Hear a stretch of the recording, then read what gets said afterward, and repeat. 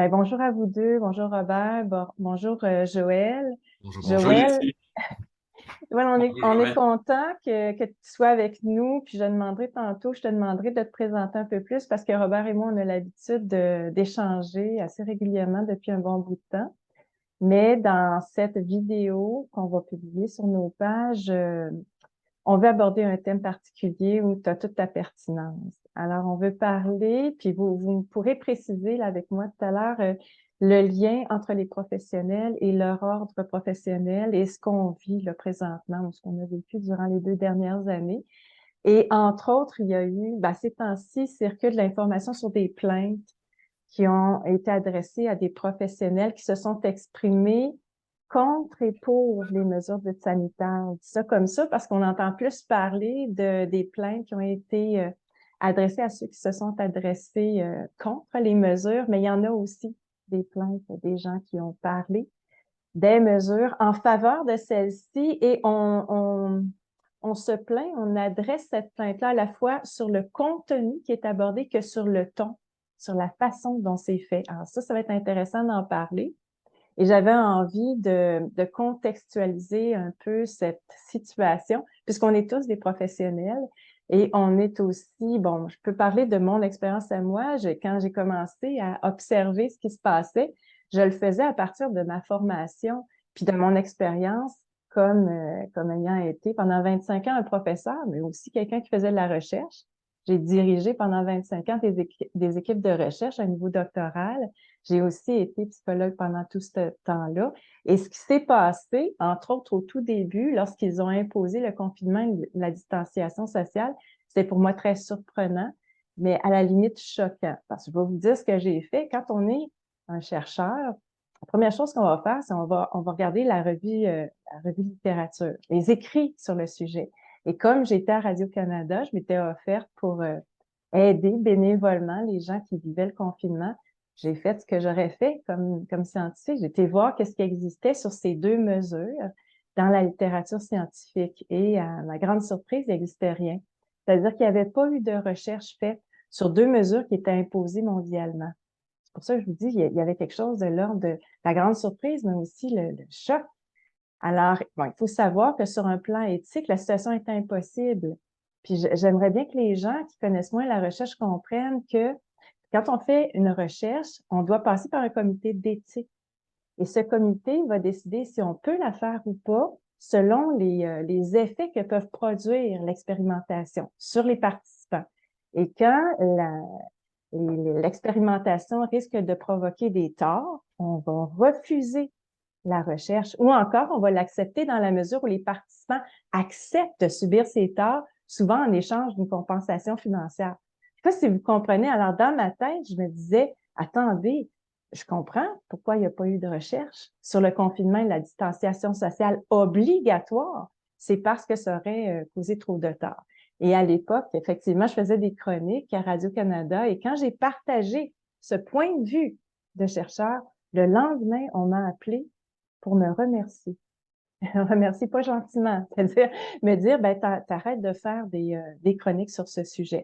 Alors que je le fais, je le faisais en pensant apporter de l'information utile à notre réflexion. Alors, ce qui est intéressant pour moi dans ce qu'on va discuter, c'est lorsque les plaintes qui sont adressées par les ordres professionnels aux professionnels, c'est sur la base de l'idée où on va dire aux professionnels, vous devez suivre la science. Mais de quelle science on parle? Comme ancienne scientifique, je me dis qu'on ne parle pas de science.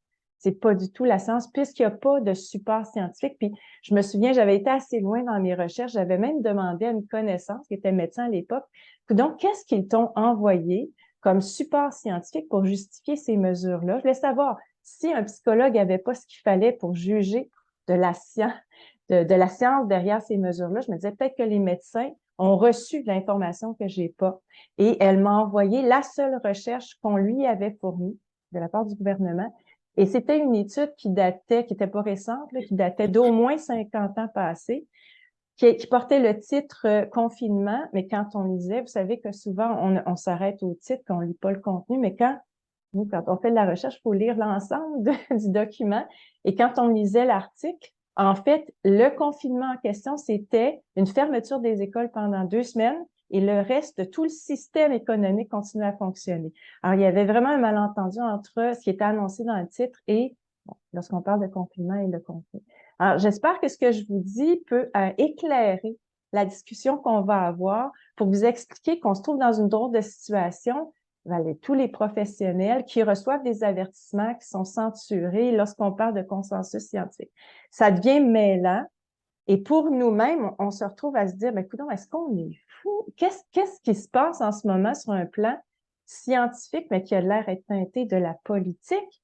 Puisque ça correspond pas, puis ce que je peux rajouter, c'est que toutes les décisions qui ont été prises jusqu'à maintenant et du début, pour moi, c'était de me dire, ça va à l'inverse de toutes les connaissances qu'on a sur la santé mentale.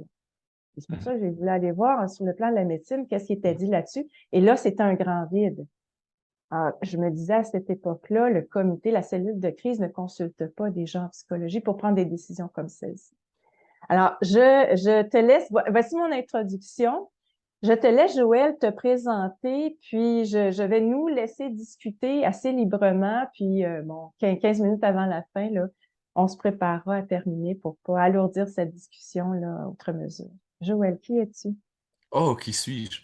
Bah, écoutez, comme mon accent l'indique, en fait, je suis d'origine belge, mais je vis au Québec depuis une trentaine d'années. J'ai eu le plaisir de faire 6 formations de type universitaire dans 6 domaines différents, ce qui me permet en fait de pouvoir explorer bien souvent les choses de manière interdisciplinaire. J'aurais envie de dire, plus c'est complexe, plus j'aime. J'ai vraiment du plaisir à analyser les choses, qui sont très complexes et de faire des liens, en fait, entre les différentes situations, ce qui m'a permis de développer, en fait, une expertise qui est assez rare, en fait, dans ce cadre-là et qui me permet d'ailleurs, de siéger sur plusieurs tables de discussion et de travail avec les ministres, qui sont actuellement en poste, mais ça fait 25 ans que, j'ai commencé à le faire pour d'autres éléments. Puis je vais comment dire, resituer un peu les choses. En fait, quand je faisais mon doctorat en neurosciences, on s'était rendu compte, en fait, dans une discussion que j'avais eue avec le patron de mon centre de recherche, que beaucoup de jeunes chercheurs avaient des problèmes de santé et n'avaient pas d'assurance médicaments. On était dans un vide juridique. Et donc, en fait, on s'est demandé, ben, est-ce qu'on pourrait pas créer une assurance qui permettrait de sécuriser les gens qui sont pas bien? Sauf que ça rentrait un peu en porte-à-faux avec le projet d'assurance médicaments de Pauline Marois. Et donc, il y avait un aspect politique. Bon, il y avait mon centre de recherche, mais il y avait l'ensemble de la faculté de médecine dans lequel il y a beaucoup de gens qui avaient plus que 20 ans, 25 ans et qui se retrouvaient dans cette situation-là. Et en fait, un peu par hasard, je me suis retrouvé à être le président de l'association des étudiants à ce moment-là. Et quelques jours après ma nomination, il y a un chercheur de l'université, enfin de la faculté, qui vient me dire, écoute, on s'attend à ce que tu fasses une conférence en éthique sur les droits et les propriétés intellectuelles de différentes recherches. Non, mais c'est parce que moi, j'y connais rien. Non, non, mais tu dois le faire. Non, non, mais je veux pas le faire, je n'y connais rien. Non, non, mais c'est parce qu'on s'attend à ce que tu le fasses. Et tu es le président, et puis en plus, tu as la bourse du Fonds de recherche en santé du Québec, et c'est le Fonds de la recherche en santé du Québec qui organise ce colloque, donc tu dois le faire. Non, non, j'y connais rien, moi. Et en fait, j'ai refusé 3 fois jusqu'à ce que je vois mon nom dans le programme. Donc là, j'avais plus le choix. OK? Et je me suis plongé dans essayer de comprendre tous les enjeux qui tournaient autour du plagiat, mais ça, c'était assez bien défini. Mais surtout, qu'est-ce que c'est une propriété intellectuelle en termes de recherche quand elle est partagée avec un hôpital, avec une université, avec des chercheurs, avec des étudiants? On parle de licence, éventuellement, si c'est un produit commercialisable, et ainsi de suite. Et c'est quoi une erreur de probité intellectuelle? Alors là, ça semble un peu complexe, mais oui, c'était complexe. Et là, oui, il a fallu vraiment que je me fasse une tête par rapport à tout ça. J'ai été donner ma conférence et ça a ouvert en fait un secteur de ma vie où j'ai commencé à me poser plein de questions, mais en même temps, j'étais invité à siéger sur plusieurs comités, tant dans la faculté que à l'université. Parce que justement, au fur et à mesure que je me posais des questions, que j'allais répondre à ces questions-là avec la littérature qui était là, il faut savoir qu'à ce moment-là, on ne parlait pas encore de conseils d'éthique de la recherche dans les universités. Donc, j'ai fait partie des gens qui ont été impliqués dans le processus de création des CER. Le premier document qui nous avait indiqué un peu qu'est-ce qu'on s'attendait de nous comme chercheurs, c'est comment dire, le traité des trois conseils qui était sorti en 97. Moi, je vous parle de 98 au moment où j'étais justement, j'ai commencé à m'impliquer. Donc, c'est vraiment le tout début que les universités ont voulu se doter de comités d'éthique de la recherche pour s'assurer de respecter les droits euh, de participer en pleinement informé, en pleine conscience, et le droit de se retirer sans aucun, comment dire, Préjugé. sans aucun préjudice. D'accord, merci.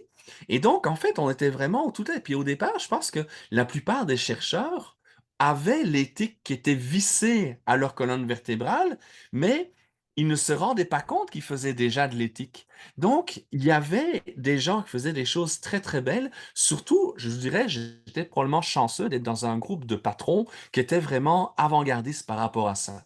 Mais quand je deviens président de l'association, il y a 1700 étudiants maîtrise, doctorat et postdoc qui sont dans l'association, et là, j'entends des histoires d'horreur, des choses qui, moi, m'interpellent. Et donc, je commence à écrire. Monsieur Legault fait une commande, est en train d'écrire une politique des universités. Je rédige un document de 25 pages en simple interligne sur tous les enjeux que nous avons comme étudiants et les propositions, comment améliorer les choses. Monsieur Legault reçoit ça sur son bureau et le transmet sur le bureau de son collègue, qui est Jean Rochon, ministre de la Recherche, de la Science et de la Technologie. Et 3 jours après, je suis dans son bureau. Et on est passé de la première à la dernière ligne, où il essayait vraiment de comprendre les différents éléments. Puis à la fin de la rencontre, il m'a dit, Joël, est-ce que ça vous intéresse de contribuer à la création de la politique scientifique du Québec? OK. Et donc, Écoute, Joël, il j'aurais pas dû te poser la question qui tu es. Mais c'est Juste important pour par être. rapport à ça, Oui, parce tout à que c'est fait. ça On qui va revient donner sur le naissance sujet. à des livres auxquels j'ai participé sur la réflexion, les liens entre l'État, l'université et la recherche, comment est-ce que les pharmaceutiques aussi, comment est-ce qu'elles influencent et ainsi de suite. Et ça nous aide tellement à comprendre ce qui s'est passé depuis 2 ans et demi.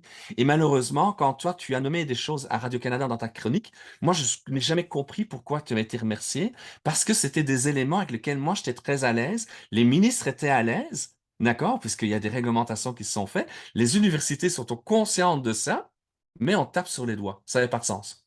OK.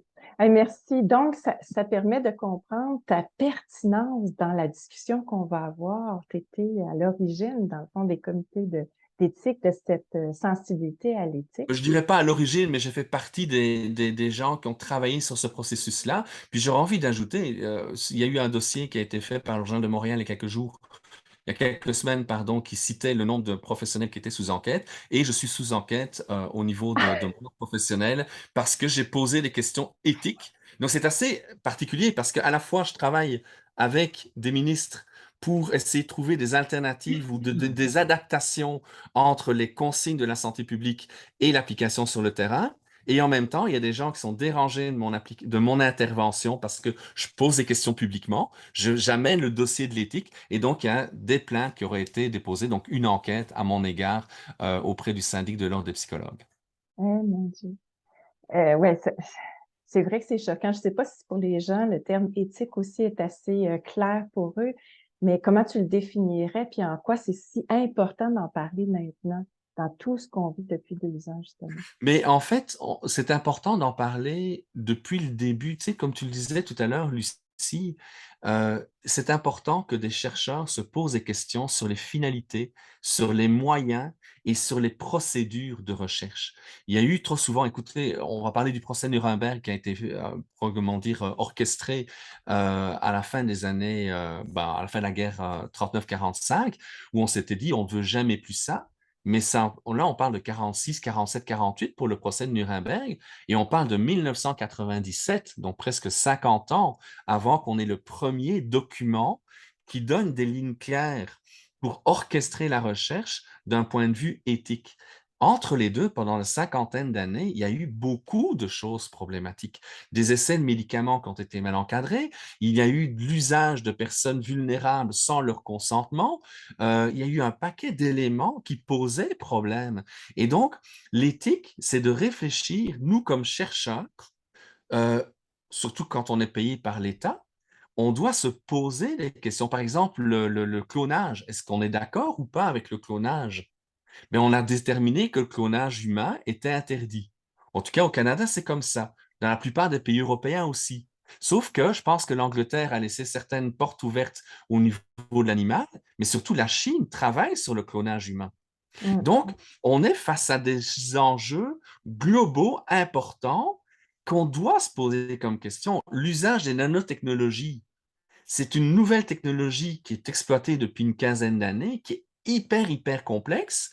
Jusqu'où est-ce qu'on permet l'usage de ces produits dont on connaît peu les Est-ce que tu conséquences à pourrais moyen dire, et long puis terme? Robert, Oui. tu me diras ce que tu en penses, qu'est-ce que tu peux dire que l'éthique, c'est justement de se poser des questions et il y a quelque chose de très paradoxal de se plaindre contre un professionnel ou un scientifique qui se pose des questions. Oui. Alors, ce qu'on vit en ce moment, la question que je me suis posée, c'est est-ce que les mesures dites sanitaires ont un impact négatif sur la santé mentale qui doit être considérée et qui ne l'a pas été? Et ça, c'est une question qu'on pose, que toi t'as posée. Robert, toi, comment tu réagis par rapport au thème qu'on va aborder? Écoute, moi, je m'incline devant des chercheurs professionnels. Moi, je suis quelqu'un qui a passé ma vie à chercher sans être un chercheur, hein. Je suis un modeste médecin de famille et puis, mais qui a passé sa vie à faire des liens et pour lequel la santé, pour moi, c'est primordial. La santé, c'est comment on s'occupe de notre santé. Quand je voyais qu'il y avait, en tout cas, quand je suis sorti de la faculté, il y avait un modèle biopsychosocial qui m'intéressait beaucoup.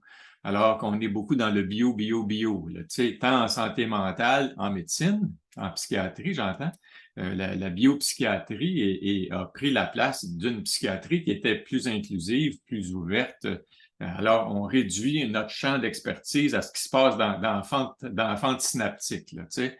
Et puis, on réduit l'humain à qu'est-ce qui se passe dans la fente synaptique, à ce qui te manque de sérotonine. Puis là, c'est débusqué de plus en plus ces trucs-là. Mais moi, j'ai toujours été très intéressé par toutes les dimensions qui influent sur la santé, dont la dimension relationnelle, évidemment, la dimension sociale. Alors, d'un modèle biopsychosocial, moi, je suis passé à un modèle éco-socio-bio-psycho-spirituel. Mhm. C'est-à-dire qu'il y a toutes ces notions-là qui jouent dans la santé. Et puis quand tu touches à une des dimensions, clairement, ça influence. Et puis, tu as beau avoir des bonnes attitudes, des bonnes habitudes, si tu reçois une bombe atomique sur la tête, ça t'aidera pas tes bonnes attitudes. Alors, il faut voir qu'il y a un côté politique qui vient intervenir dans la santé, clairement, qui nous échappe totalement, mais qui peut mettre un terme à toute vie sur la planète actuellement, là. Alors, il y a un côté politique dont il faut tenir compte dans le domaine de la santé, mais il y a qu'est-ce qui se passe actuellement dans la société, qu'est-ce qui se passe au Québec, au Canada, politiquement, au niveau sanitaire. Écoute, parce que ça nous touche, parce que ça touche à mes petits-fils, etc., ça m'a amené, moi, à dire, il y a quelque chose qui ne tient pas la route, là. Il y a quelque chose qui ne tient pas la route sur un plan éthique. Et juste de questionner, pour moi, la science, l'épistémologie, qui est la philosophie des sciences, c'est toujours intéressé à une chose, c'est le droit et même le devoir de questionner, de douter. Et puis là, quand on dit on suit la science, comme si la science avait une réponse définitive et puis avait répondu à toutes les questions. Alors que non, pas du tout. On n'est pas dans les réponses, on est dans les questions. Et puis là, on refuse de questionner, on refuse de douter. Et puis, on veut imposer quelque chose en utilisant la science, en détournant la science. En anglais, il dit hijack. Tu es en train de détourner la science de son intention, qui est celle de comprendre, d'émettre des hypothèses, de vérifier les hypothèses que tu émets. Mais là, on met de l'avant des solutions techniques novatrices. Je ne suis pas contre la nouveauté, mais je suis contre l'imposition, je suis contre la réglementation. Tu sais, c'est comme il y a plein d'affaires qui ne tiennent pas la route sur un plan éthique, mais ça n'a aucun bon sens. Puis quand on s'attaque aux enfants, on masque les enfants à l'école. Moi, je me dis, qu'est-ce qu'on est en train de faire là? Et au nom de quoi? Et qui impose ça? Ça m'amène à chercher. Je ne dis pas que je trouve des réponses. Et tu vois, moi, ce que j'aurais envie de dire, c'est que j'ai travaillé beaucoup avec Jean-François Roberge, qui est notre ministre de l'Éducation. Jean-François est un ministre qui aime se faire challenger, qui a travaillé beaucoup avec les différentes parties prenantes qui tournent autour de l'éducation. Donc, aussi bien les comités de parents, les écoles, les syndicats, les experts et ainsi de suite. Et je siégeais notamment sur une table avec les autres professionnels et Gilles Royer aussi. Puis le nombre de fois que, au départ, par exemple, lundi, il y a un certain nombre de consignes qui sont dictées par la santé publique et la CNESST pour pouvoir encadrer les choses, mais il y a une semaine d'application. Et pendant cette semaine-là, le ministre va challenger tous les différents groupes avec lesquels il a travaillé. On en arrive à être informé le vendredi après-midi sur la base de tout ce qui s'est fait, ben voilà comment on va organiser les choses. Et puis, pendant la fin de semaine, il y a malheureusement plusieurs personnalités hyper médiatisées, dont au niveau de la santé publique canadienne. On a, comment dire, Cécile Tremblay, Caroline Quach et d'autres chercheurs qui sont très, très souvent devant la caméra, qui parlent des aspects, peut-être que eux, d'un point de vue infectiologique, ils le comprennent et c'est justifié, mais la manière dont c'est transmis, côté très sensationnaliste, d'accord, fait en sorte que ben, ça bouscule l'écosystème. Et donc, le lundi matin, quand le ministre veut faire une annonce, ben, ça a complètement changé parce que la santé publique, à cause de l'opinion publique, a dû changer les choses. Et donc, on voit à quel point la sélection des personnes qui ont été hyper médiatisées ces trois dernières années par rapport à la crise va avoir une influence non seulement sur le discours public, parce que il y a eu une modification de la perception dans la population. Et je peux comprendre que si je suis président d'un syndicat, que j'ai mes membres qui me téléphonent parce qu'ils ont peur de tomber gravement malade et se retrouver aux soins intensifs ou éventuellement de mourir, je peux comprendre qu'ils demandent des mesures beaucoup plus sévères. Et malheureusement, c'est là qu'on oublie le droit de l'enfant parce qu'il n'y a personne qui va représenter l'enfant sur ces différentes tables. Oui, les gens sont sensibles à ça, mais la pression populaire parfois a été tellement forte qu'on a complètement oublié la santé mentale de nos enfants et de nos ados tout au long de la crise sur le plan des mesures sanitaires. Ça ne veut pas dire qu'il n'y a pas eu d'autres choses qui ont été faites, par contre, en arrière. Donc, si je résume, puis dis-moi si je comprends bien, il y a des choix qui sont faits, qui sont expérimentés, par exemple, dans les écoles, mais les médias, je dirais les acteurs médiatiques, ceux qui s'expriment dans les médias, vont influencer l'opinion publique qui, à son tour, va influencer les Oui. chefs politiques, les représentants politiques. Et c'est ce qui détermine les décisions qui seront prises par la suite. C'est comme, et ce que tu dis, c'est qu'il n'y a pas d'acteurs médiatiques nécessairement pour défendre les enfants. Où Oui. sont ces acteurs-là? Est-ce que, je ne sais pas si tu peux ou toi, Robert, expliquer comment il se fait, parce que je pense qu'il y a un élément dont on veut discuter, c'est qu'on a le droit de s'exprimer. Semble-t-il que malgré toute la censure qui est vécue, les avertissements qu'on reçoit de nos autres professionnels et même dans les universités, on a reçu des avertissements. Où sont ces acteurs médiatiques qui pensent autrement et qui ont quelque chose à dire? Mais Ouais. c'est pas évident quand tu travailles pour une institution qui te demande d'être le plus ou la plus discrète possible dans le discours actuel. Et c'est là qu'on se retrouve avec des biais. Tu sais, une des choses que j'ai expliqué cette semaine dans les articles qui sont parus dans Libre Média par rapport aux enjeux de conflit d'intérêt ou apparence de conflit d'intérêt, par rapport aux enjeux liés à nos ordres professionnels et ainsi de suite, je disais que comme moi, puis tu l'as vécu toi-même, Lucie, c'est que quand on va chercher une subvention du FRSQ, par exemple, qui n'existe plus d'ailleurs, qui a été regroupée en un seul, mettons une subvention publique, on donne 15% de la subvention à notre institution, OK? L'université ou l'hôpital et l'université. Mais si je vais chercher une subvention d'une industrie, c'est 40% que je dois donner à mon institution. Or, on est dans une situation de désinvestissement des universités qui sont dans une concurrence internationale omniprésente. D'accord? Parce qu'il faut publier le plus possible, il faut qu'on fasse rayonner notre université, il faut qu'on aille de l'avant, il faut qu'on fasse des grands projets multi-réseaux et ainsi de suite. Ce qui fait que la pression sur les chercheurs, la pression sur les universités pour produire de la recherche, elle est énorme, mais avec moins de fonds publics. Donc, d'où viennent les fonds? Ils viennent de plus en plus de l'industrie. Alors, c'est certain que si moi je suis recteur, d'accord, et que je vois une Lucie qui est en train de poser des questions, qui remettent en question des accords que j'ai, pas des accords dans le sens, tu sais, je pense pas qu'il y a un complot, n'importe quoi, c'est qu'il y a des relations Accord d'affaires. financier. Et Oui. je veux que tu protéger ma relation d'affaires avec l'industrie. Je vais peut-être prendre mon téléphone. Écoute, ma chère Lucie, est-ce que tu pourrais éviter de critiquer ça, parce que ça pourrait faire en sorte qu'on ait moins de chances d'aller chercher une entreprise qui pourrait subventionner des recherches et donc établir l'équilibre financier. Donc, c'est une question de levier de pouvoir qui existe et qui vont faire en sorte que ben, le chercheur va peut-être être invité à s'auto-censurer. Invité, oui, ouais, aussi. C'est- Tu l'as bien expliqué. Excuse-moi, on va juste résumer ce que tu as dit. C'est je dirais des incitations financières, un besoin, une volonté de financer les universités qui peuvent parfois aller jusque passer par-dessus les intérêts d'une clientèle, comme les enfants, par exemple. Alors, Tout à parce fait. qu'on a besoin de subventions qui viennent du privé maintenant, on va choisir, et ben là, c'est plus une question d'éthique, c'est vraiment une question de survie. Je sais pas si à ce point les universités ou les hôpitaux, par exemple, sont rendus à avoir des difficultés financières, mais c'est quand même très choquant d'être face à cette situation-là où l'humain a moins d'importance, sa qualité de vie, sa santé physique et mentale a moins d'importance que le financement des institutions. Excuse, Robert, je te voyais vouloir intervenir.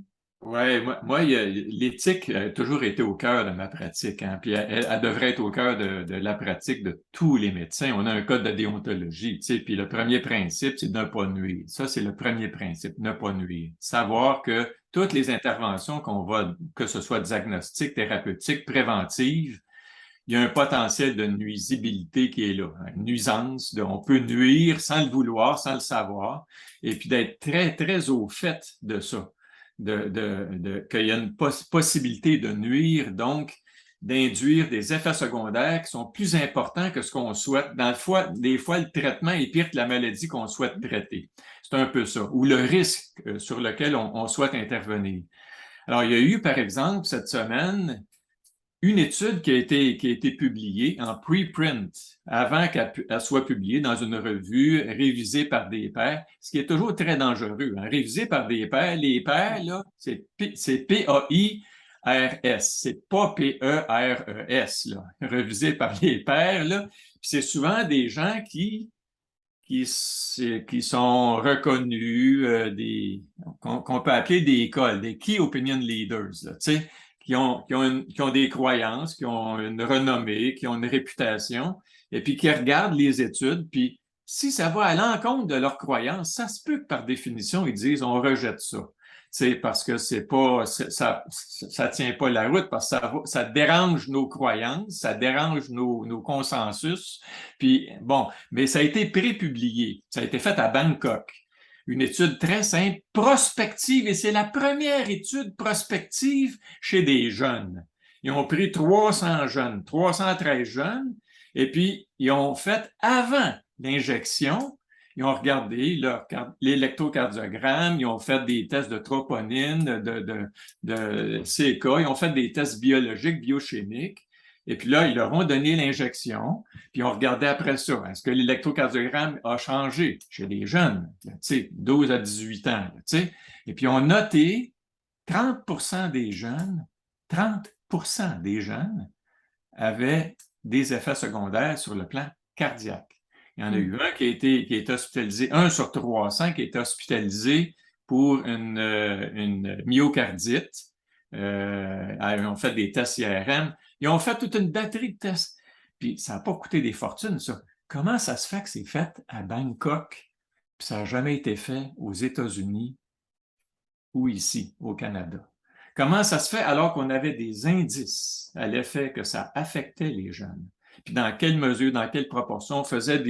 On allait chercher des chiffres, on dit, ah, c'est 1 sur 5 000, 1 sur 50 000, 1 sur 150 000. Ça a commencé par 1 sur 150 000, ça a baissé progressivement. Puis avec cette petite étude-là, ça me dit, hey, attention, là, c'est beaucoup plus fréquent que ce qu'on nous a dit. Puis ça, c'est une étude, c'est la première étude prospective, pas rétrospective. Pas on va regarder ce qui s'est passé en ayant une base de données complètement mal faite.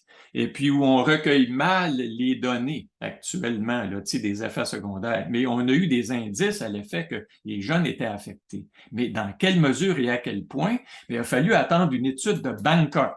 Comprends-tu? Et c'est scandaleux pour moi. C'est scandaleux et c'est criminel. Parce qu'on le savait, puis le gouvernement le sait, puis le CDC le sait, le NIH le sait, et puis la FDA le sait. Ils ont de l'argent avec des milliards de dollars qui sont Puis tu as raison, c'est choquant. Puis ce qui nous choque, c'est que c'est la santé des enfants qui y passe.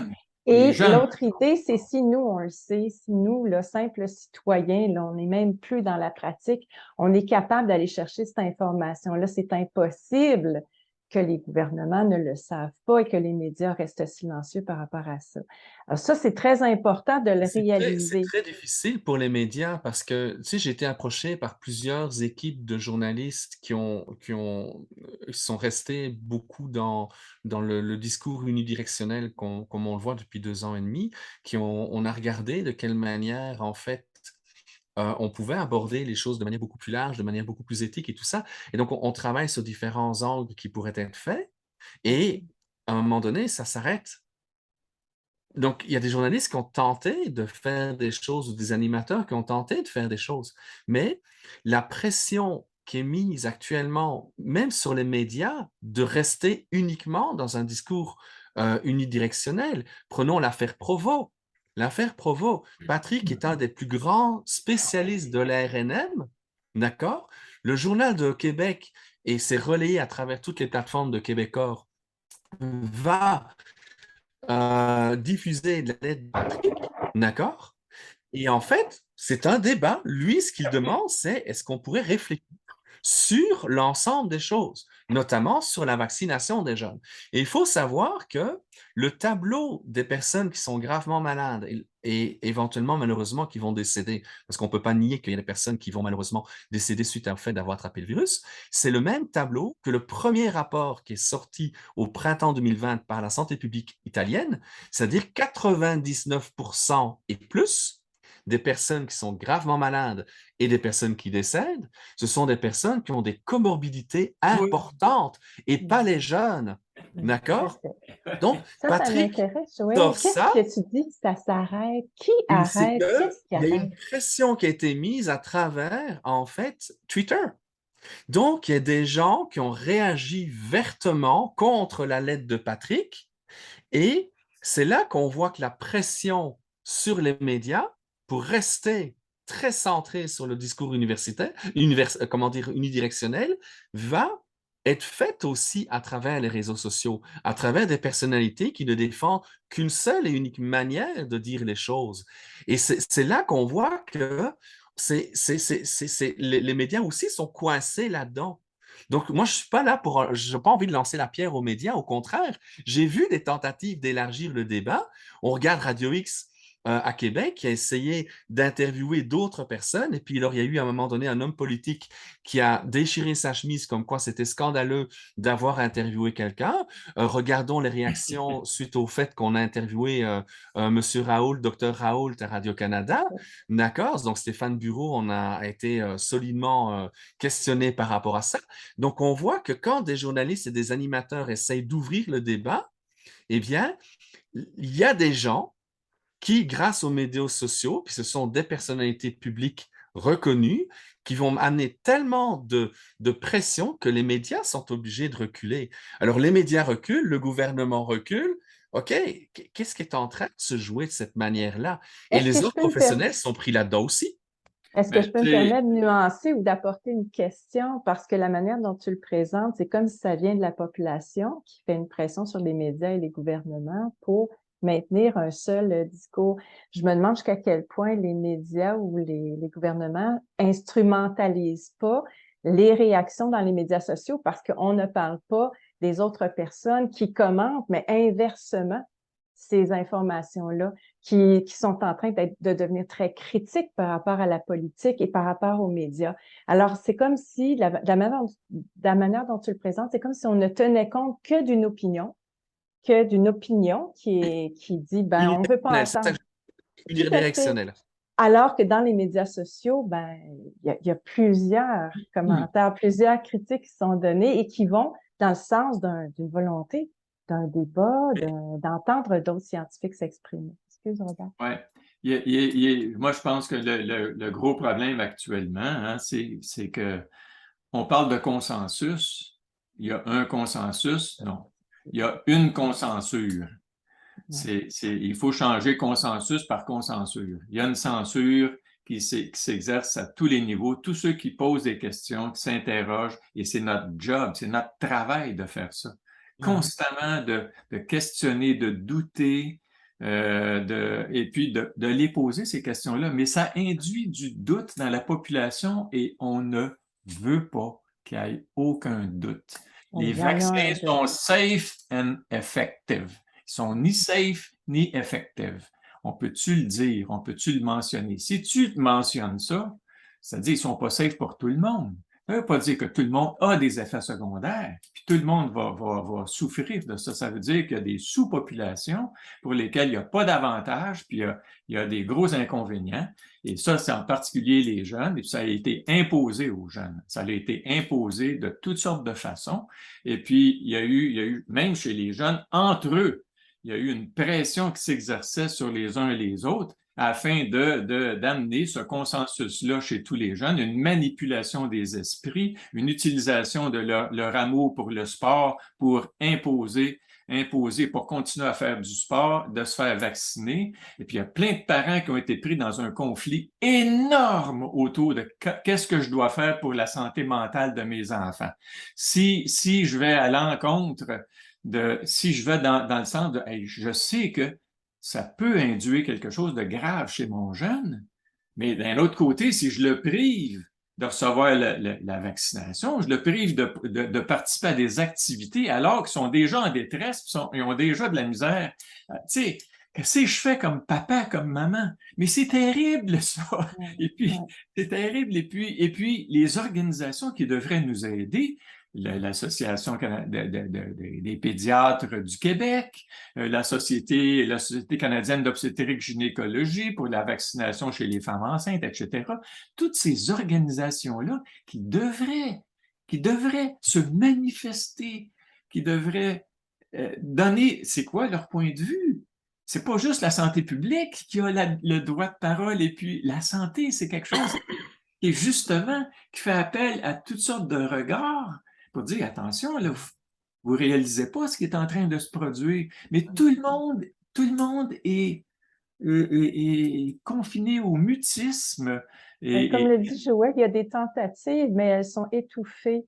Puis je suis vraiment critique par rapport à ce que tu disais, Joël. J'ai quand même l'impression que dans la population, il y a des gens qui veulent entendre d'autres points de vue.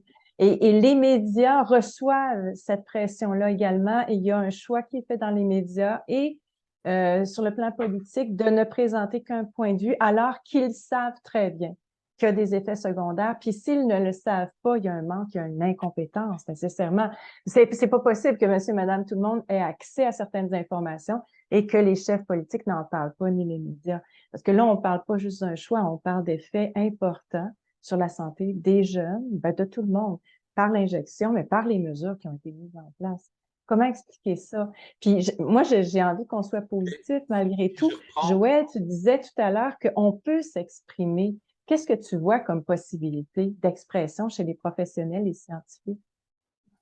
Mais en fait, c'est un peu par hasard. On a reçu en fait à Libre Média toute une série de documents de gens qui avaient déposé des plaintes contre des personnalités publiques qui avaient eu un discours unidirectionnel depuis le début de la crise. Moi, je préfère parler d'un discours unidirectionnel plutôt d'un consensus, parce qu'un consensus, ça se base sur le fait qu'on regarde à 360 degrés et il y a quelque chose qui émerge. Tant qu'on n'aura pas scientifique, pour moi, il n'y a pas de consensus. On a un discours unidirectionnel. C'est le discours infectiologique, d'accord? Et le discours infectiologique, on voit la vie à travers cette expertise-là qui est extraordinaire, mais qui est malheureusement extrêmement limitée. Je donnerai un exemple. Quand ma fille de 17 ans a ramené le COVID de l'école alors qu'elle était au secondaire, elle était donc testée positive. C'était l'avant-veille de Noël, donc c'était pas trop grave qu'elle soit à la maison. Et elle a été contactée 5 fois par la santé publique pour rester toute seule dans sa chambre. Alors que nous, on lui disait, eh, c'est pas grave, Ouais. on va tous s'isoler. Ouais. Tu l'as, on l'a, c'est correct. Moi, je l'avais fait aussi quelques mois précédemment, donc on n'avait vraiment pas peur du virus, on était en bonne santé et ainsi de suite. Mais on voyait que les gens qui ont téléphoné à notre cocotte, au départ, c'est 3 téléphones d'une dame, puis c'était 2 fois un monsieur, on voit qu'ils sont investis de vouloir sauver les choses, parce qu'on ne voit que le côté infectiologique et on oublie la santé mentale des individus. Tout à fait. Mais combien d'ados ou d'enfants se sont retrouvés confinés à l'intérieur de leur maison alors qu'ils n'étaient peut-être pas très à risque de se retrouver à l'hôpital ou encore pire. Donc, on a complètement oublié ce facteur-là. Alors, si je reviens avec l'importance des ordres professionnels, c'est que ce qu'il faut comprendre, un ordre professionnel, il y a 3 niveaux de pouvoir comme dans l'État. D'accord? Il y a le gouvernement, c'est-à-dire la présidence. Il y a l'Assemblée, le conseil d'administration, et il y a le syndic, qui est le niveau judiciaire, qui est l'enquête. Et en fait, les 3 ne se parlent pas nécessairement. Au même titre que l'Assemblée nationale a son propre leadership et le gouvernement, M. Legault, ne peut pas contraindre l'Assemblée nationale à faire des choses qu'elle ne voudrait pas. La même chose, on a entendu Mme Guilbeault combien de fois dire « Nous espérons que la police pourra user de discernement pour faire en sorte que les policiers puissent agir de manière adéquate. » Moi, j'ai travaillé avec une grosse équipe de la police de Montréal sur des enjeux de respect et de bienveillance envers des gens qui manifestaient. Pas aller contre les règles qu'on leur donne ou ce qu'ils doivent faire, simplement d'avoir un regard bienveillant envers une autre personne. Et en l'occurrence, ben, ça a dévié sur leurs autres interventions, notamment avec des jeunes qui se désorganisent ou des gens qui sont en difficulté. Comment est-ce qu'on peut désamorcer une crise en étant bienveillant? Donc, il y a moyen de faire des choses. Mais je reviens à la séparation des 3 pouvoirs. C'est la même chose dans un ordre. Donc, on peut avoir, par exemple, le Collège des médecins qui encourage quelque chose, d'accord? Mais ça ne veut pas dire que le syndic va embarquer. Par exemple, quand le Collège des médecins a demandé que tous les médecins soient vaccinés, en disant que ce serait peut-être une dérogation à 2 articles du Code de déontologie, à ma connaissance, puis Robert, tu me diras peut-être si j'ai tort, je ne suis pas au courant d'un cas de médecin qui aurait été enquêté parce qu'il n'a pas été chercher sa dose de vaccination. Parce qu'il y a quelque chose qui se dit au niveau du président, ça ne veut pas nécessairement dire qu'il y a nécessairement une dérogation. Mais à l'inverse, on peut se retrouver aussi dans une autre dynamique, et c'est un peu ce qu'on a au niveau de l'ordre des psychologues, où il y a une posture de la part de la présidence de l'ordre des psychologues qui n'est pas nécessairement suivie par le syndic de l'ordre des psychologues. Et c'est là qu'on rentre justement dans des difficultés à savoir qu'est-ce que je peux faire, qu'est-ce que je ne peux pas faire. Et le praticien qui ne comprend pas nécessairement toutes ces nuances-là peut se poser plein de questions et par peur d'être enquêté, va préférer s'auto-censurer. Par peur d'être critiqué, par peur de voir son nom mis dans la presse, va tout faire pour ne pas se faire taper sur ses doigts. Ce qui Mhm. plus est, la peur de la radiation. Et je vais vivre comment si je suis radié? D'accord? Je vais vivre comment si mes patients savent que j'ai été puni par mon ordre professionnel, par le syndic, on s'entend, parce que je me suis positionné dans la presse. Donc, c'est normal que le professionnel ait peur. Là où on devrait faire attention, c'est d'informer les professionnels comme la grande population que oui, nous avons le droit de parler. Et le plus beau dossier à ce niveau-là qui est intéressant, c'est celui de Marc Lacroix. En fait, ce qu'il y a avec Marc Lacroix, c'est qu'il y a une personne, c'est son droit, qui a déposé une demande d'enquête par rapport à la posture publique que Marc Lacroix a eue. Première enquête au niveau du syndic, nous ne déposerons pas d'accusation. Ce que Marc Lacroix a fait respecte l'esprit, peut-être pas nécessairement toujours l'idéal, mais respecte le code de déontologie. La personne n'est pas d'accord avec le syndic, donc demande une révision. Alors là, il y a un deuxième comité qui se réunit, qui regarde à nouveau la preuve. Je ne sais pas s'ils l'ont auditionné ou non par rapport après, ou s'ils ont simplement écouté l'enregistrement de la première audition. D'accord? Et le comité de révision dit, ce que Marc Lacroix a fait, ça semble correct. On va peut-être juste lui demander de faire attention à la manière dont il va parler. OK? Mais le plaignant ne l'accepte toujours pas. Et donc, il va déposer une plainte privée. Et là, il force le syndic à poursuivre Marc Lacroix. Donc, à la base, ce n'est pas le syndic du Collège des médecins qui a souhaité poursuivre Marc Lacroix. C'est parce que la personne, et c'est son droit à la personne de déposer une plainte privée, OK? C'est parce que cette personne-là a forcé la main au syndic pour qu'il y ait une enquête. Alors là, il y a le conseil de discipline qui regarde, il y a 7 chefs d'accusation qui sont déposés, et finalement, il n'y en a seulement que 2 qui vont être retenus. C'est d'une part, c'est qu'il a fait des entrevues essentiellement avec Jeff Fillion, et Jeff Fillion, d'après ce que j'ai compris, c'est aussi celui qui faisait les publicités pour la promotion de ces cliniques. D'accord? Donc, quelque part, le syndic se pose des questions. Est-ce que c'est vraiment une entrevue ou c'est de la promotion?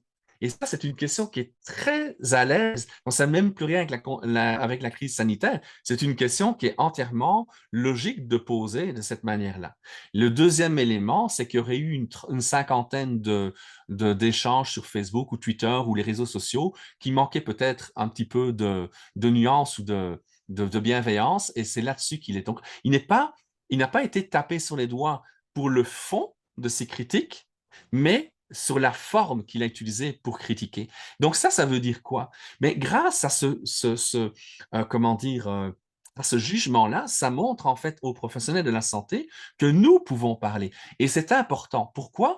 Parce qu'il y a des ordres professionnels qui ont lutté contre la vaccination obligatoire. Et ça, c'est moins dit dans les médias. D'accord? Dont un, le plus important, j'aurais envie de dire, par rapport au discours dont on a pour le moment, c'est l'ordre des dentistes. Parce que l'ordre des dentistes, alors que le Collège des médecins était en favorable à une vaccination obligatoire, l'ordre des dentistes a dit non, non, non, il n'y a aucun cluster dans nos cliniques dentaires. Donc, les mesures sanitaires, les gestes barrières permettent de diminuer suffisamment le risque de transmission pour ne pas qu'on aille vers une vaccination obligatoire. Et c'est ce qui a fait en sorte qu'il n'y a que 3 ou 4 ordres professionnels qui ont demandé en fait la vaccination ou qui ont autoriser la vaccination ou encourager ou fortement recommander à leurs membres, d'accord?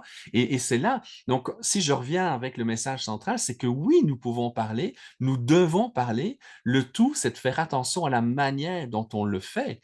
Maintenant, on est face à des choses où est-ce que la personne qui nous enquête connaît le fin fond de l'histoire? A lui-même les connaissances pour pouvoir enquêter. C'est une des questions qui m'a été posée, c'est pourquoi avez-vous critiqué l'OMS au niveau de sa crédibilité scientifique? Mais la question est légitime de monsieur, madame, tout le monde. Mais en même temps, en bout de ligne, je peux respecter la personne qui m'a posé sa question. Mais quand c'est posé dans le cadre d'une enquête, c'est inquiétant parce que l'OMS, c'est une organisation politique. Ce n'est pas une organisation scientifique. La même chose, la FDA et le CDC, c'est pas la même chose. D'accord? Et donc, de pouvoir critiquer certaines décisions politiques de l'OMS, ça fait partie de notre prérogative si on a une expertise qui peut justifier cette critique-là ou qu'on peut s'appuyer sur un documentaire ou sur des articles ou sur des questionnements généraux, légitimes, que tout être humain a le droit de se poser. J'ai envie de te dire qu'il y a des gens qui vont réagir en disant qu'on peut faire attention à nos sources d'information, à la façon dont on partage nos points de vue, mais c'est pas fait nécessairement par certains autres acteurs médiatiques ou politiques. Alors, il y a peut-être une colère qui est latente et qui fait qu'on peut s'exprimer de façon un peu plus forte, agressive parfois. Mais je trouve Ce qu'on ça très s'attend de nous important. comme professionnels, c'est qu'on reste quand même, c'est-à-dire que la colère, elle est légitime. Je pense qu'il y a des moments où moi aussi je suis en colère. Mais dans la manière de transmettre l'information, il faut que je canalise ma colère avant de nommer quoi que ce soit d'un point de vue public. c'est un conseil que tu peux donner. D'ailleurs, j'aimerais ça qu'on termine avec des aspects concrets, justement. Comment, si, à partir du moment où on dit, non seulement vous avez le droit de vous exprimer, mais vous devriez vous exprimer parce que si on parle de consensus, ben, on a avantage à vous entendre.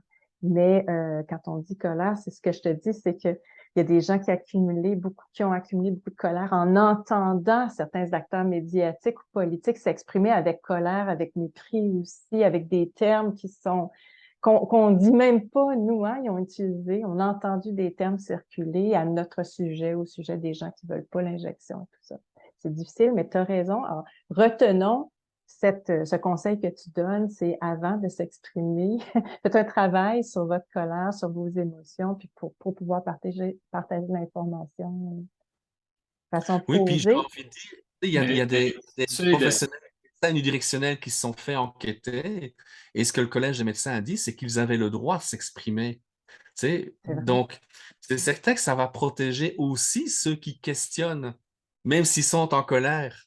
Tu sais, si on accepte que, d'accord, que, bon, pour citer François Marquis et Cécile Tremblay, qui étaient les deux personnes dont on parlait dans Libre Média cette semaine, Au sujet des c'est plaintes. que même si leur discours actuellement est parfois regrettable, d'accord, ça reste quand même que ces éléments-là vont faire en sorte qu'on ne peut pas demander à, par exemple, Robert ou moi qui sommes associés à un ordre professionnel, de ne pas avoir de temps en temps un mot mal choisi si on permet, d'accord, à d'autres qui défendent la vision unidirectionnelle d'avoir, d'accord, et tout ça, là, on est dans un monde de juridique. C'est très compliqué parce que, tu sais, tous les trois, on est des cliniciens avant toute chose. Oui, on est des chercheurs aussi, d'accord, mais notre univers, c'est un monde d'humains avec plein de couleurs. Le danger, tu sais, quand je disais le pouvoir judiciaire, OK, c'est qu'on est dans un monde de juristes. Et là, ça devient complexe. Cela dit, et Patrick Taillon, c'est une entrevue que j'ai faite avec lui il y a quelques semaines, c'est le plus grand constitutionnaliste du Québec, il disait, il faut faire attention, il y a une différence entre suspecter et prouver. Et là aussi, ça aide à comprendre, OK, on peut suspecter que, c'est pas pour ça qu'on va le prouver en cas de problème comment dire, au conseil de discipline. Alors que, par exemple, si je fais un acte que j'ai pas le droit de faire ou si je transgresse comment dire, un article du code d'éthique bien précis, d'accord? Mais là, il y a une preuve qui peut être faite, d'accord?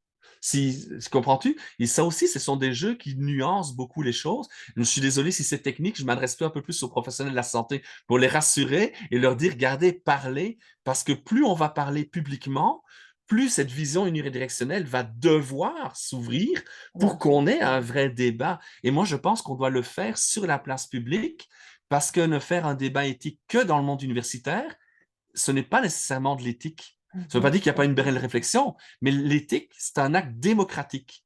Et nous devons participer, et nous sommes des citoyens, accessoirement professionnels de la santé ou chercheurs, qui pouvons parler. Mais monsieur, madame, tout le monde doivent aussi parler et nous devons tenir compte de leurs avis également. Parfait. Ouais, mais moi, je nuancerais beaucoup ce que tu dis, là, Joël. Tu sais, le droit de parole, moi, je sens pas juste que c'est un droit, mais que c'est un devoir aussi, un devoir d'utiliser la parole. Mais tu sais, ça fait pas si longtemps que ça. Quand Mathieu Bernier, qui a été un des premiers médecins en Gaspésie, qui s'est exprimé, ben, notre président du collège, là, s'est exprimé suite à ça. Puis ce qu'il a dit, je l'ai noté, je vais le lire. C'est le docteur Maurice Gaudreau dont la réponse parle d'elle-même. Je vais être bien, et il cite, je vais être bien honnête avec vous, de tels propos tenus par un médecin n'ont pas de bon sens pour moi. Je trouve ça totalement irresponsable. Et puis, il s'était exprimé d'une façon très nuancée. Moi, je l'ai entendu, son discours, il a dit simplement, moi, le virus, c'est pas ça qui m'intéresse. La fête avec mes enfants, ça m'intéresse beaucoup plus, ou quelque chose comme ça. Là. Tu sais, je trouve ça, c'est certainement un manquement déontologique. on ne peut pas tenir des propos qui vont à l'encontre des données médicales reconnues par la communauté scientifique et c'est clair que le virus, il est dangereux. Ça me préoccupe beaucoup. Il en va de l'honneur et de la dignité de la profession. Incroyable. Voyez-vous, Mais là, attends un peu, là. Ouais, c'est mais incroyable. c'est là que je reviens avec mes 3 niveaux de pouvoir. Mhm. C'est que ce n'est Ouais. pas le syndic qui a critiqué ou qui a enquêté ou qui a sanctionné. On s'entend là-dessus, C'est mais le le président président. du collège, là, le président du collège, là, tu sais, Lui, qui il a le dit, droit de là, parole. publiquement, Ouais. publiquement, là, moi, je peux-tu dire, hey, toi, tu as manqué à ton manquement déontologique, mon cher président, et puis, parce que il y a aussi quelque chose qui s'appelle le consentement libre et éclairé qui est dans l'ADN de notre code déontologique. Et là, ce qu'il dit, c'est si vous ne recevez pas la vaccination expérimentale, vous ne pourrez plus pratiquer la médecine. Oh! Et qui peut réagir à ça? Attention, tu sais, il y a comme tout ce qu'on dit là, on a un code déontologique, c'est comme s'il n'y a plus rien qui tient la route actuellement, là. Alors, à un moment donné, il ne faut pas parler des deux côtés de la bouche en même temps. Tu sais, il dit à la fois, faut préserver ça, là, le consentement libre et éclairé, et puis, dans le même envoi qu'il nous avait fait là, au mois de septembre 2021, il avait dit c'est très important que tous les médecins se fassent, puis même se fassent injecter, même si tu fais du télétravail.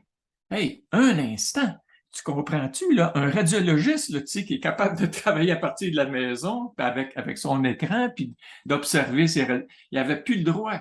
Pour lui, là, il perdait son droit. Sa compétence ne comptait plus du tout. Alors, le seul critère sur lequel il pouvait continuer à faire son travail, puis ça, il y avait une menace, ça n'a pas été mis à exécution parce qu'on est dans un système trop fragile, mais il y a eu des menaces qui étaient tellement puissantes qu'on a perdu ça, ce consentement libre et éclairé. Et moi, ça m'a mis en colère comme tu n'as pas idée.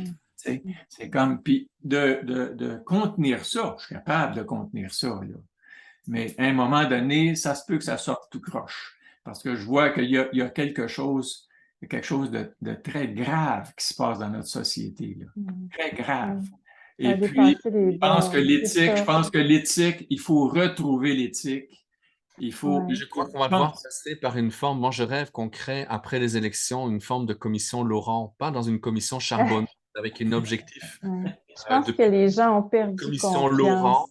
les gens Ouais. ont perdu confiance dans les autorités. Ouais, c'est ça. Je Puis, Il va pense que falloir trouver Joël, un moyen de recréer ouais. cette confiance et je crois que Ben, de mettre ou sur la disloquer table ces les éléments-là, institutions. ça va faire partie parce que le collège des médecins, son rôle, c'est de protéger le public. Tu sais, une Ouais, position, mais Maurice Gaudreau, je est-ce la qu'il l'a comprends de la protégé? part du président de l'INES, à la rigueur, d'accord, Luc Ouais. Boileau. Mais je la comprends pas de la part du collège des médecins qui aurait dû être au-dessus de tout ce débat-là pour pouvoir essayer d'orchestrer les choses. Alors, qu'est-ce qui se passe? Est-ce que c'est le conseil d'administration, donc l'Assemblée nationale du Collège des médecins, qui a forcé M. Gaudreau à nommer les choses? Ce qui est utile, c'est que c'est dans l'enquête qui a été déposée à son encontre par une personne qui a notamment ramené ce genre d'éléments-là. Ce que le syndic du Collège des médecins disait, c'est que le président du Collège des médecins, c'est le porte-parole. Donc, à partir de ce moment-là, on ne peut pas le sanctionner. Donc, Oui, ça veut dire que ça représentait l'avis, ouais. d'accord, de l'ensemble de la haute direction du collège. Mais qu'est-ce qui a poussé le collège à prendre une telle décision? C'est quoi les processus décisionnels qui ont été mis en place? Puis moi, je pense qu'on n'a pas dans un objectif de sanction contre M. Gaudreau, d'accord? Dans un questionnement, qu'est-ce qu'on va faire lors d'une prochaine vague ou lors d'une prochaine pandémie, qu'elle soit locale ou internationale? On va conclure là-dessus, Joël. Ben, je vais vous demander de conclure tous les deux, mais je trouve ça très intéressant de nous entendre discuter ensemble. Puis pour les gens qui nous écoutent, c'est la première fois qu'on parle ensemble. On se connaissait pas vraiment et on connaissait pas vraiment Joël puis ton point de vue. Ce qui est clair, tu parles des institutions. Je pense que tu as une grande confiance dans un changement possible des institutions pour devenir plus éthiques. Et à l'extrémité, il y a des gens qui ont perdu confiance dans les institutions. Et quand on parle la parole d'un président d'un ordre, il faut aussi parler de tous ces membres qui se sont pas sentis représentés par cette parole. Puis ça, on n'en parle pas souvent. Autant la clientèle, une partie de la clientèle qui s'est pas sentie protégée par le Collège des médecins ni par l'Ordre des psychologues du Québec. Et moi, je me souviens très bien d'écrire au syndic, d'écrire à l'Ordre des psychologues du Québec, que faites-vous pour ceux qui ne sont pas du même avis que le gouvernement et qui ont besoin d'aide en ce moment? Les recevez-vous? Assurez-vous? Est-ce que vous assurez aux gens d'une certaine objectivité dans l'accueil que vous donnez à travers les Mais psychologues? si je Ouais, disais qu'il y avait 2 ordres professionnels, la population d'une obligation vaccinale, il y a aussi l'ordre des psychologues. Ça a été vraiment les 2 ordres avec les dentistes qui ont travaillé fort pour le respect des individus. Il y a eu un ouais, travail extraordinaire qui a été fait par l'équipe de Christine Groux, mais elle n'a pas de contrôle sur le syndic, comme le syndic n'a ouais. pas de contrôle sur la présidence. D'accord? Donc, ces éléments-là C'est plus existent. Donc, il y a eu complexe qu'on beaucoup le de choses. pense, hein? Ouais, Exactement. Puis, tu sais, tantôt, au tout début, je l'avais introduit. Moi, j'aime la complexité. J'aime essayer oui, de me faire une tête sur ça parce que si on veut améliorer les structures, et c'est peut-être pour ça que j'ai encore confiance dans les structures, mais si on veut améliorer les structures, il faut comprendre les différents leviers sur lesquels on peut bouger. Et c'est vrai que je suis inquiet quand Maurice Gaudreault se positionne comme il le fait. Si j'entends, puis Robert ne va pas être étonné, on a déjà discuté de là-dessus, que Robert ne se sente pas représenté par Maurice Gaudreault en tant que membre de la même corporation, personnellement, ça ne me dérange pas, parce que l'ordre, le Collège des médecins, a un rôle de protection du public et pas de représentation des médecins ou du praticien si c'est un ouais, autre ordre professionnel. Par contre, les associations de pédiatres dont tu parlais tantôt, les différentes associations qui ont un mot à dire, qui eux agissent plus comme des syndicats, qui eux devraient être beaucoup plus représentatifs de leurs membres en tant que tels. Et peut-être qu'ils n'ont pas osé se prononcer plus, à moins qu'à l'intérieur, ben, comme je prends l'exemple de pédiatres, il y en a beaucoup qui travaillent dans les C3S, il y en a beaucoup qui travaillent dans les hôpitaux universitaires. Dans quelle mesure ils avaient une marge de manœuvre pour pouvoir tout à se fait. positionner autrement que de suivre le discours unidirectionnel. Ça ne veut pas Comme dire tu le dis, que c'est très les pédiatres sur complexe. les tables de travail Et, n'ont pas défendu les enfants, au contraire. Tu sais, Marie-Claude Roy a fait un travail fantastique. ouais, J'ai l'impression qu'on est comme en onde, puis je dois mettre un terme à notre discussion. Robert, je te laisse terminer. Un dernier mot là-dessus que tu voulais ajouter? ouais, le dernier mot, ça serait, je suis tout à fait d'accord avec toi, Joël, par rapport à la complexité. Puis quand on nie la complexité, puis qu'on arrive avec une solution unique, uniforme à l'ensemble de la population, y compris les bébés de 6 mois, ça respecte pas le principe de complexité. Ouais. Et puis on uniformise, puis on impose, puis ça, là, il faut dire non à ça. Il faut dire non à ça, là, tu sais, avec toute la vigueur dont on est capable. À un moment donné, il faut se dresser contre cette folie qui s'est emparée et des médias et de la politique. On a un droit de dire non. Ouais. Et Voilà. comme professionnel et comme scientifique. Joël, un dernier mot? J'aurais envie de dire, tu sais, au début, tout à l'heure, tu disais, Robert, l'importance de la spiritualité dans le processus. Tu sais, si, pour moi, j'ai jamais réfléchi à la mort, je vais être effrayé par la mort en tant qu'individu, quel que soit mon rôle, que je sois président d'un ordre professionnel, que je sois ministre, que je sois un journaliste, que je sois un expert ou un individu de la population, je vais avoir terriblement peur. Et le discours unidirectionnel a beaucoup activé cette peur de mourir et la peur de souffrir chez les gens. OK? Par contre, si, et c'est mon cas, j'ai pas peur de mourir, pour moi, le virus n'est pas quelque chose qui m'inquiète. Je vais être, tu sais, on a fait un choix comme parents d'être beaucoup plus restrictifs en tant que tel pendant toute la pandémie pour permettre une plus grande latitude pour nos ados.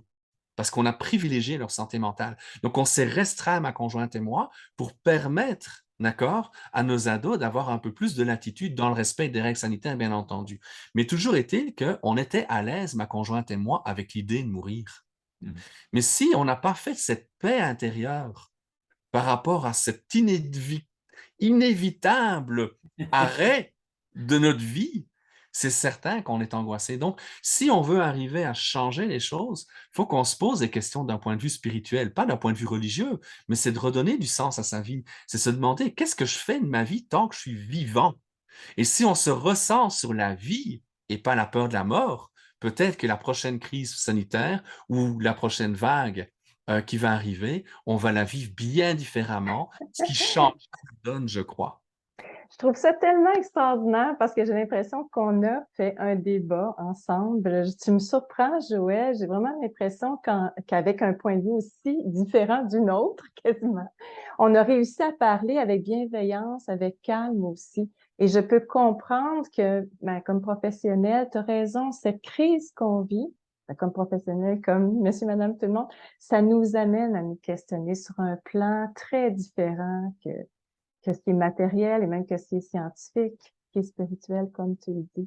Alors, je nous dis bravo parce que c'est une belle discussion et je reviens à cette colère dont qu'on a un peu effleuré. Je la comprends parce qu'effectivement, quand tout va à l'inverse des connaissances qu'on a acquises pendant des vingtaines d'années sur un sujet et que des politiciens décident d'imposer des choses absurdes à une population, ben nécessairement on réagit et quand on se fait taire, puis on a envie de réagir avec plus de force et c'est difficile de rester calme. Ce qu'on a réussi à faire ensemble, même si c'était assez confrontant. Je te voyais vouloir intervenir, puis j'ai aussi envie qu'on mette un terme à notre discussion. J'ai quand même l'impression que les gens vont nous dire, ben reprenez ça. On pourra se re-rencontrer si vous voulez, parce que ça laisse des portes ouvertes, ça laisse encore des points à rediscuter. Voulais-tu dire quelque chose d'important, essentiel avant qu'on termine, Robert? L'éthique. L'éthique est extrêmement important. Puis au cœur de l'éthique, il y a deux choses pour moi, là, deux vérités, là. C'est la vérité puis la liberté. Voir clairement, là, voir clairement qu'est-ce qui se passe. Et puis les mensonges, faire très attention à la manipulation par les mensonges, là, puis ça peut. Ce qu'on veut, c'est voir clairement qu'est-ce qui se passe, et puis respecter. Pour moi, le respect est à la base d'une relation saine les uns avec les autres. Se respecter. Si tu veux te faire vacciner, je te respecte. J'ai des enfants qui sont faits vacciner, je les respecte, je les aime quand même, ça ne change rien à mon amour pour eux autres. Tu sais. Mais ça, je pense qu'on doit mettre ça au cœur puis pas mettre de la pression sur l'autre pour qu'il fasse tel que je le veux, pour que moi je sois bien avec ton choix. Que chacun respecte son choix, puis trouve un espace pour se faire respecter. Puis quand ça c'est touché, je pense qu'il y a quelque chose de grave qui est en train de se produire dans notre société. Grave et prometteur, parce que c'est ça, j'ai l'impression que ça nous force à sortir des institutions en place, poser des vraies questions, faire des choix qui sont personnels, arrêter de dire qu'on fait ça pour le bien d'autrui quand c'est relativement absurde, les décisions qui sont prises, qui causent du tort en ce moment, beaucoup plus que du bien. Hey, merci infiniment à tous les deux. J'aurais envie de te dire quelque chose. Tu sais, j'ai plusieurs projets, entre autres avec la santé publique, puis j'ai vu aussi à quel point cette crise a aussi, tu sais, bien, ça fait des années, puis tu dois l'avoir découvert aussi comme psychologue et comme chercheur, on a beaucoup trop mis le côté biologique, le côté génétique dans l'origine des maladies mentales. Et c'est comme si on avait mis tassé sur le côté que les difficultés et les troubles mentaux peuvent aussi arriver de l'organisation sociale, d'une famille dysfonctionnelle, un certain nombre de choses qui n'ont rien à voir avec le biologique. Et je dirais que au-delà de tout ce qui a été fait de manière terrible pour nos jeunes, en même temps, ça a éveillé les consciences à la santé publique, où il y a des projets que jamais j'aurais pu imaginer qu'ils se mettent en place aussi vite pour justement travailler sur les facteurs comment dire, écologiques, sociaux et familiaux en parallèle. Donc, l'idée, c'est pas l'accuser, l'idée, c'est de dire, OK, on a fait des choses, qu'est-ce qu'on fait maintenant pour ne pas que ça se reproduise et comment on potentialise le bon qui peut ressortir de cette crise-là?